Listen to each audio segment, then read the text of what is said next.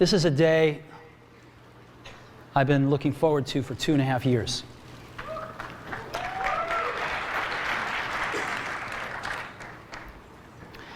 Every once in a while, a revolutionary product comes along that changes everything.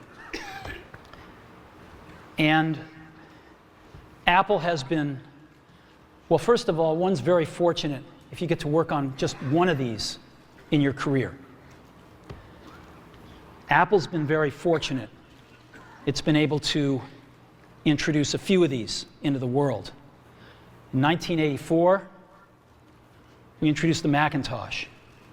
It didn't just change Apple, it changed the whole computer industry.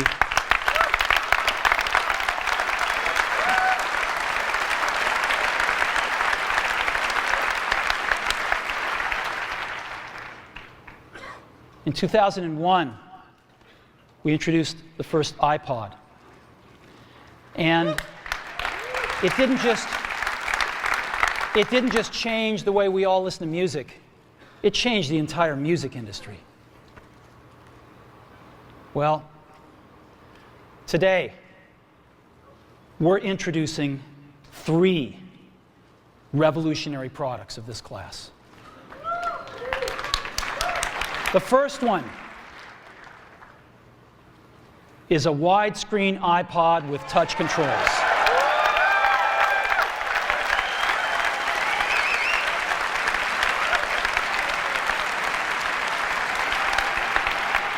The second is a revolutionary mobile phone.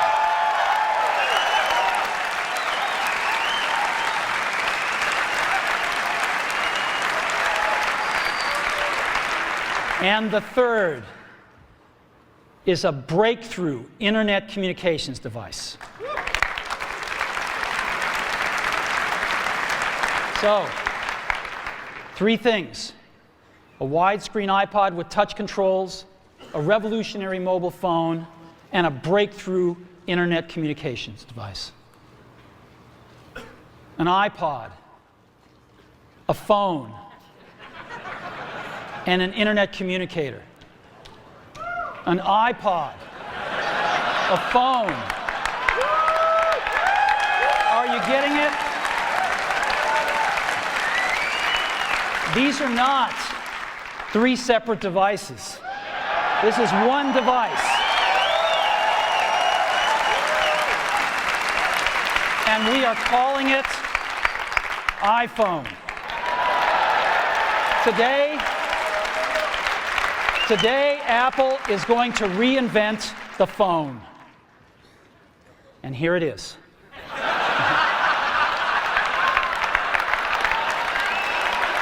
No. Actually, here it is, but we're going to leave it there for now. So, before we get into it,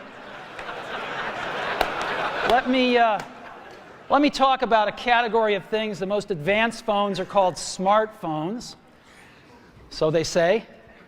And they typically combine a phone plus some email capability, plus they say it's the internet, sort of the baby internet, into one device, and they all have these plastic little keyboards on them.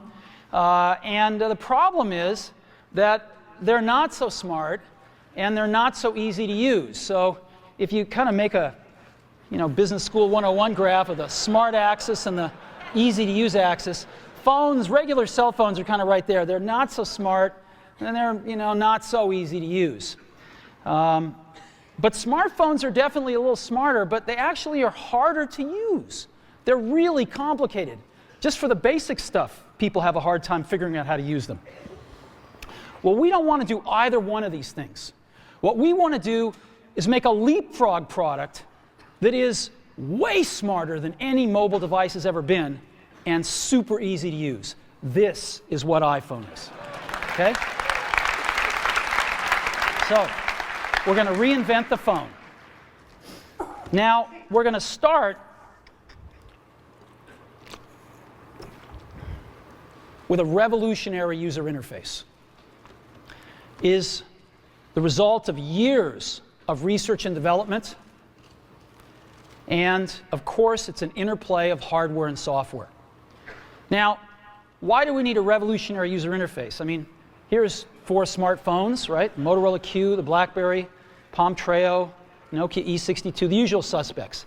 And what's wrong with their user interfaces? Well, the problem with them is really sort of in the bottom 40 there.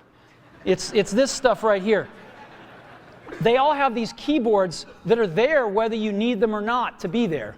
And they all have these control buttons that are fixed in plastic and are the same for every application. Well, every application wants a slightly different user interface, a slightly optimized set of buttons just for it. And what happens if you think of a great idea 6 months from now? You can't run around and add a button to these things. They're already shipped. So what do? It doesn't work because the buttons and the controls can't change. They can't change for each application, and they can't change down the road if you think of another great idea you want to add to this product. Well, how do you solve this?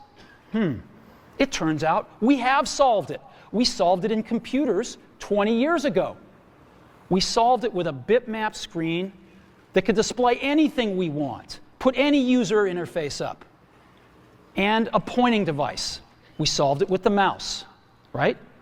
We solved this problem. So how are we going to take this to a mobile device? Well, what we're going to do is get rid of all these buttons and just make a giant screen. A giant screen. Now, how are we going to communicate this? We don't want to carry around a mouse, right? So what are we going to do? Oh, a stylus, right? We're going to use a stylus. No. No. Who wants a stylus? You have to get them and put them away and you lose them. Yuck. Nobody wants a stylus. So let's not use a stylus.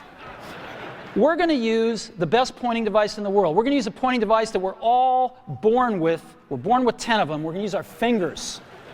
We're going to touch this with our fingers. And we have invented a new technology called multi-touch, which is phenomenal. It works like magic. You don't need a stylus. It's far more accurate than any touch display that's ever been shipped. It ignores unintended touches. It's super smart. You can do multi-finger gestures on it. And boy, have we patented it.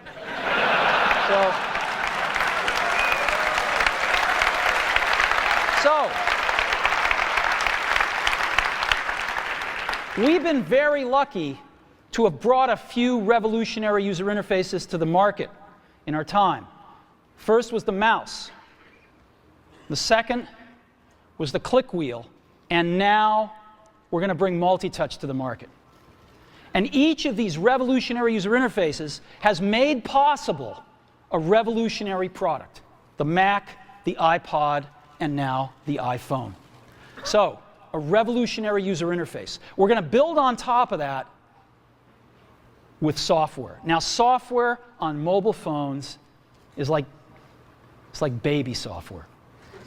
It's not so powerful. And today, we're going to show you a software breakthrough. Software that's at least 5 years ahead of what's on any other phone. Now, how do we do this? Well, we start with a strong foundation. iPhone runs OS X. Now,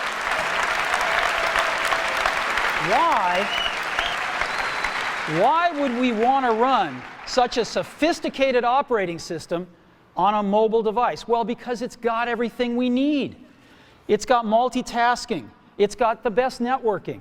It already knows how to power manage. We've been doing this on mobile computers for years. It's got awesome security. And to write apps, it's got everything from Cocoa and the graphics, and it's got core animation built in, and it's got the audio and video that OS X is famous for. It's got all the stuff we want, and it's built right in to iPhone. And that has let us create desktop-class applications and networking, right? Not the crippled stuff that you find on most phones. This is real desktop-class applications. Now, you know, one of the pioneers of our industry, Alan Kay, has had a lot of great quotes throughout the years. And I ran across one of them recently that explains how we look at this, explains why we go about doing things the way we do, because we love software. And here's the quote: people who are really serious about software should make their own hardware. You know?